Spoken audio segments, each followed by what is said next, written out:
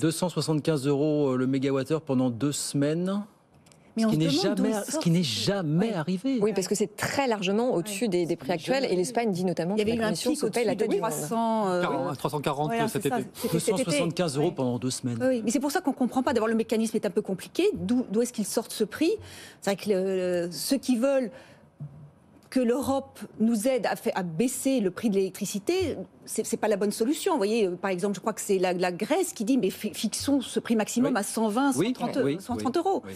Et c'est vrai que je ne pense pas non plus que ça contente 100% l'Allemagne, même si c'est peut-être un prix allemand, parce qu'eux, ils ne veulent pas faire peur, ils veulent pas faire peur aux vendeurs de gaz. Donc là, effectivement, quand le marché est à 120 €, on est très loin de 275, on fait peur à personne. Enfin, bon, il va falloir trouver autre chose pour justement, avoir l'exemple que j'allais vous poser, quel accord on va trouver? On se retrouve le 13 décembre, le pourquoi faire d'ici là, Muriel. Enfin, je veux dire, c'est absolument d'ici là, discuter. Est-ce qu'ils peuvent se retrouver sur un prix intermédiaire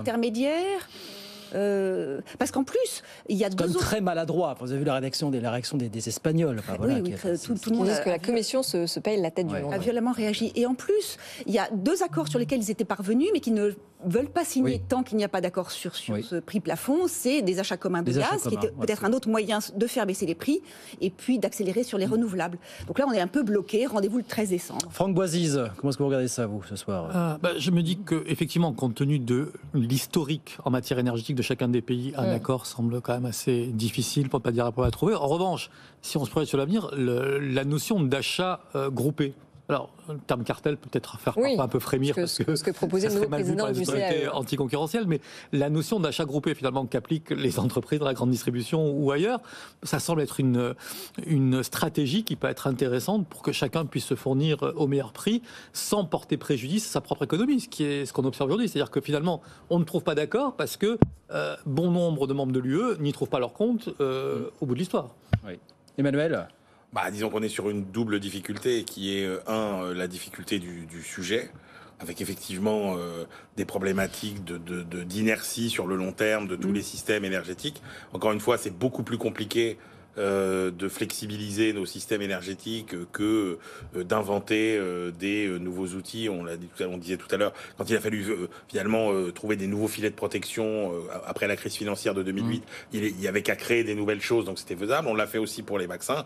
Là, je veux dire, chacun est obligé de faire avec le système énergétique qu'il a. Donc quand vous combinez ça, donc cette situation qui laisse très peu de marge à chaque pays, avec en plus la complexité, la lourdeur et tous les défauts qu'on connaît du système de négociation européen, ça fait effectivement beaucoup de temps, d'énergie, entre guillemets, dépensé pour finalement n'arriver à quasiment aucun résultat et à ne résoudre aucun des problèmes énergétiques majeurs de l'Europe aujourd'hui. Enfin là, le 13 décembre, on va être obligé de se mettre d'accord sur une solution.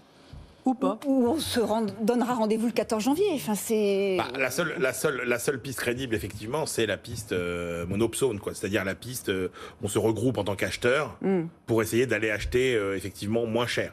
Parce que là, effectivement, il y a pour le coup des négociations très concrètement sur lesquelles vous pouvez influer. Si vous rentrez dans un magasin et que vous voyez un manteau à 150 €, vous rentrez, vous dites au vendeur, dites donc, moi il est bien votre manteau, mais je mettrai que 100 €. Il va vous dire merci monsieur, vous êtes gentil. Si vous revenez en disant, écoutez, j'ai 25 copains qui sont prêts à acheter un manteau si vous nous faites un 26 petit prix. Emmanuel. 26, effectivement.